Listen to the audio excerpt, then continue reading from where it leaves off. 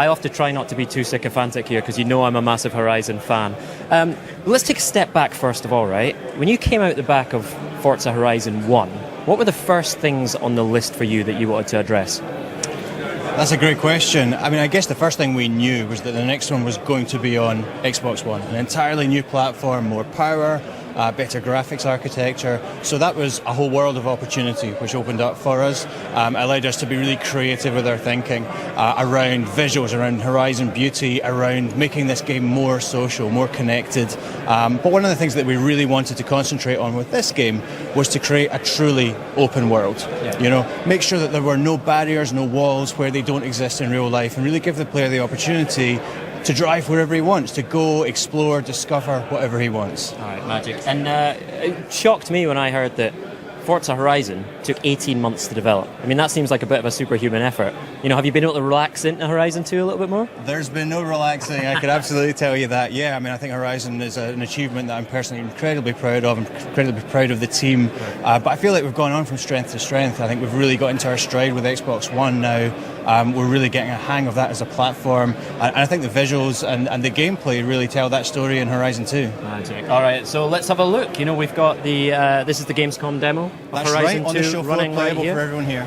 Fantastic. So this is the demo that everyone coming to Gamescom will be able to play on the Xbox booth. Talk us through a little bit about what we're seeing here and some of the things we should be looking out for. Absolutely. So we're on an awesome street race from the festival, which is now located in the south of Tuscany in northern Italy. It's one of the two countries we feature in Horizon 2. And Andy is driving the Lamborghini Huracan, I believe it's pronounced, which is our hero car, our cover car.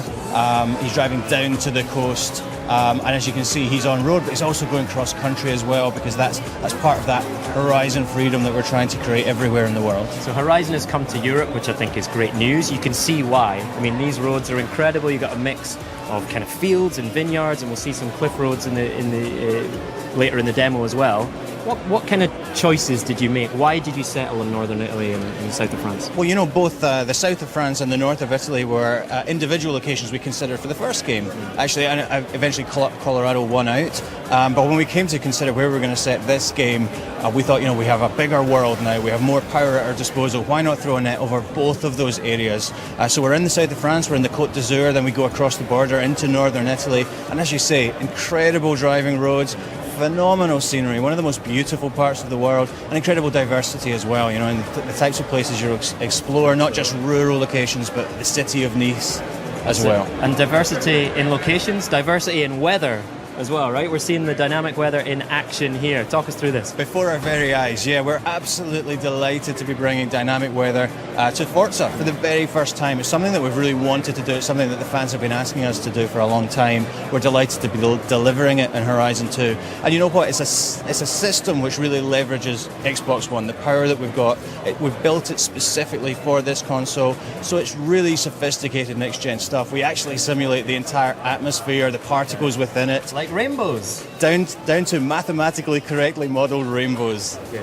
Will there be double rainbows in Forza Horizon 2? I cannot reveal that at this time. Okay, that's probably a deal breaker for me, so we should talk about that later. But what implications does it have for gameplay when you bring in the dynamic weather? Right. So it's not just changing the visuals, which it does, you know, from minute to minute as you're driving around. It's also changing up the driving experience as well, as you'd expect. So it's Forza, so all of our 200 plus cars handle the wet differently, all the tyre compounds handle the wet differently, and of course it's changing that racing experience, particularly if you're in cockpit cam.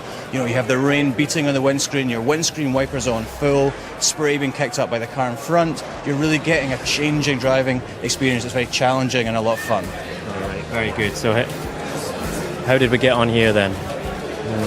Doesn't look too good. I mean, I know we've got customization and personalization in Horizon 2, but that's probably not sure the type Lamborghini we're are going to be happy with that. Anyway, let's get into what you talked about today in the briefing. The most social racing game ever. That's a bold claim, Ralph. Right, yeah, absolutely. But you know what? As I said on stage, I think we have a feature set that bears that claim out. You know, it's something we said right from the start of the project. Let's make, first of all, an experience which is truly next-gen in an online sense.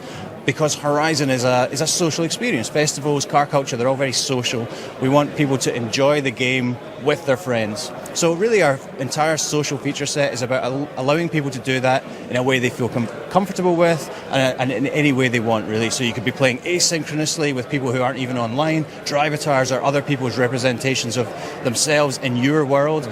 But then when you want to jump online, as we saw in that video documentary we showed on stage, it is instant, it is seamless. And we're trying to just knock down that barrier between solo play and online play and allow you to get into the action as if you were switching channel on a television.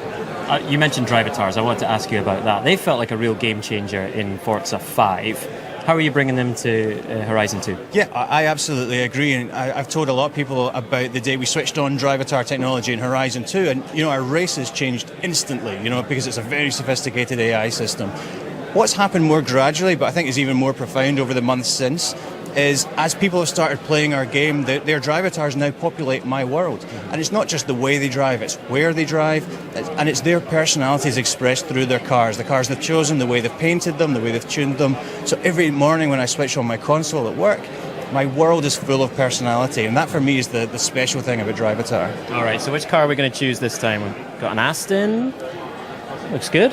Let's take that.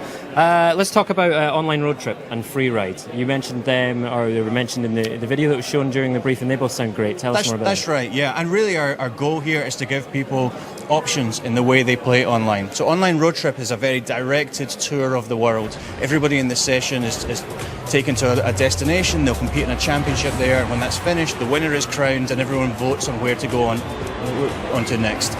In online free roam, we really want you to make your own fun. So we make everything that's available in the solo game available online. So you can do races, you can do playground games, you can do cooperative bucket list challenges. It's all there. You can even go and find collectibles, hunt for barn finds with your friends. However you want to play the game, we're enabling you to do it with your friends online. So let's talk about those barn finds and the collectibles. I mean, that was one of the best things about Horizon, in my opinion, is just pootling around the world, knocking all those things off the list. They're back for Horizon 2, right? They're back, and I think they're better than ever. So we've taken the opportunity to refresh those cars. So now more than half of them are cars you will never have seen before in the Forza franchise, which makes it extra special when you discover them. I guess the trade-off there is that with our truly open world, we have just so much more space to hide those barns in. Right. I think it's going to take you a little bit more time to find them, but it's really going to be worth it to find one of those unique, never before seen in Forza cars and restore it to pristine. Okay, so let's talk about cars. We've got 200 in the game. 200 plus available 200 plus, from September 30th for everyone. All right, so tell me, call out some of your highlights, your favourites, and some interesting stuff we're going to see. So my favourites are the interesting ones. It's great to have the Lamborghini Huracan as our cover car. I think people are going to be excited to play it. It's never been in a game before. We have some extreme off-roaders as well, as it befits our truly open world and the all-terrain nature of it. We have the Dodge Ram Runner, we have the Local Motors Rally Fighter, really challenging off-road cars. But my favourites are the cult classics, the personality cars. We have a 1945 Willys Jeep. We have a 63 Volkswagen camper van. These are great fun cars to upgrade, maybe to engine swap, and then take out on the road. And of course, you're getting all that amazing Forza detail we're used to. Can we switch back to in-car? As I know the hardcore Forza fans love this. Windscreen wipers occurred to me the other night. If you're chucking in dynamic weather, you have to think about windscreen wipers quite a lot, I bet, right? They all move now, and that's one of the things that we have to do to make a car Horizonified, we actually call it in the studio. There's a whole bunch of tasks that we have to do. We have to animate the windscreen wipers, and you will not struggle to believe that all of them are animated in exactly the correct way. But we also make the dash illuminate, again, as the real car will. We have to make it get wet, so inside and out. Our audio guys tell me that we have different sound effects for the windscreen wipers, whether you're inside the car or outside it. Nice. That's the detail we go to. That's amazing. So let's talk about off-road as well. Again, one of the really important parts of Horizon 1. It's back, I guess, right? It's back, and we're doing lots more of it. And the map is, I think, 3 times bigger in terms of the drivable space. Mm-hmm. And that's not necessarily roads. That's fields of crops. That's vineyards. That's forests and hills. And once you get into the game, once you really get into the flow of it, we're really teaching you to go off the beaten track, to find the best route to wherever you're going. Forza has done a great job of training people to follow the green line over the years. We're kind of disabusing you of that notion a little bit and encouraging you to find your own route. And it's just crazy fun to barrel over hills and through fields going to your next destination. And the thing we really have to drive home here is that hey, we came first that time. Nice, getting warmed up. He can stay. So you're going to be able to do all of this in car clubs as well, right? Right, yeah, so 2 great online features which aren't perhaps your traditional competitive online features. They're more about socialising, meeting people, making new friends, we hope. So clubs is one. We allow up to 1,000 people to join a club. So maybe you're part of an existing social network, you can just transplant that into the game. Maybe you want to build up a massive club that can compete on the global leaderboards. Again, you can do that. But if you want to have a club of 5, of 10, of 20 people, it's entirely up to you. Clubs are a really flexible tool to let you socialise and play the game how you want. Right. And then online car meets, I think, are really awesome, inspired by real-life car meets. Yeah. You just rock up at one of these meets in your car, and you're automatically driving into an online session with real people that you can chat to, you can share tips, you can compare your cars, you can race, you can all drive off into the online game together. Okay. We can't talk about Horizon without talking about music. Right, such a powerful part of the first game. You know, for me, that Porter Robinson track, whenever I hear that, it just instantly takes me back to Horizon 1. What's the plans for Horizon 2? And, you know, what can you tell us any tracks you've got in there? Yeah, well, we're going to be talking about the specifics of the track list really soon, in the next couple of weeks, but I totally agree with you. For me, music is incredibly important to Horizon.